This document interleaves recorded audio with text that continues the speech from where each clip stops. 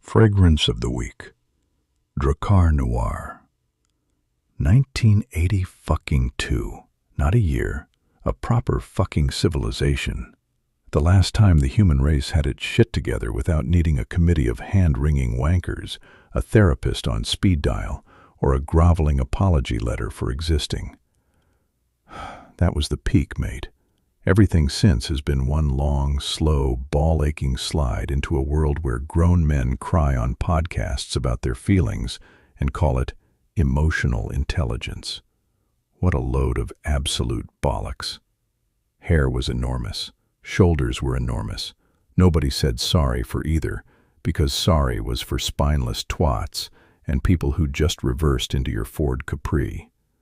Music came on cassette, and you had to earn it with a pencil you sharpened by slamming it in the hole and giving it a proper screwing. Television had 3 channels, and every single one of them was better than the entire streaming sewer we've got now. Cars had proper chrome. Buildings had character. Food had calories that didn't come with a fucking lecture. Nobody was intolerant of anything except weakness. Seatbelts were optional. Helmets were for soft cunts. The smoking section on a plane was 3 rows away, and if you moaned about it, you were politely invited to fuck off. You could order a steak that was actually a steak, a pint that was actually a pint, a Friday night that was properly dangerous and therefore properly worth having. Magnum P.I. was on the telly. A bloke with a mustache like a declaration of war, driving a Ferrari he didn't own, solving crimes nobody asked him to, wearing short shorts with the confidence of a man who'd never once questioned his own schlong. Hannibal Smith was on the box, cigar in mouth, indoors, barking orders at a crack team of lunatics who loved it when a plan came together, because his plans always bloody did.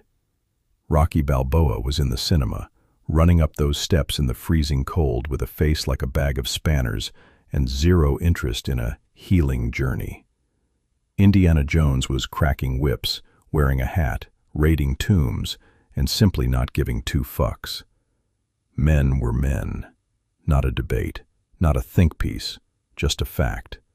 The kind of fact 1982 understood instinctively, while the rest of us have spent 40 years tying ourselves in knots over it like a bunch of overthinking wankers. Drakkar Noir is that year in a bottle.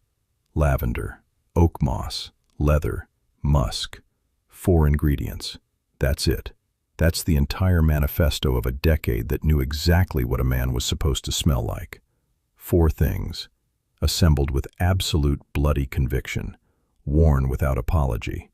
No likes, no algorithms, no blue-haired lunatics telling you your aftershave was problematic. You either smelled good or you didn't, and the verdict was unanimous. You smelled like bloody legend. Everything that came after is just after. A long, complicated, occasionally interesting but fundamentally inferior pile of wank. We've got streaming now. We've got connectivity. We've got the sum total of human knowledge in our pockets at all times. And somehow we're less certain about everything than a bloke in 1982 who owned 1 cassette and 0 doubts. Magnum had 0 doubts. Hannibal had 0 doubts. Rocky had 0 doubts, a broken nose, and still went back for more anyway. Indy had 0 doubts and a snake phobia, and still crawled into the tomb like a proper bastard.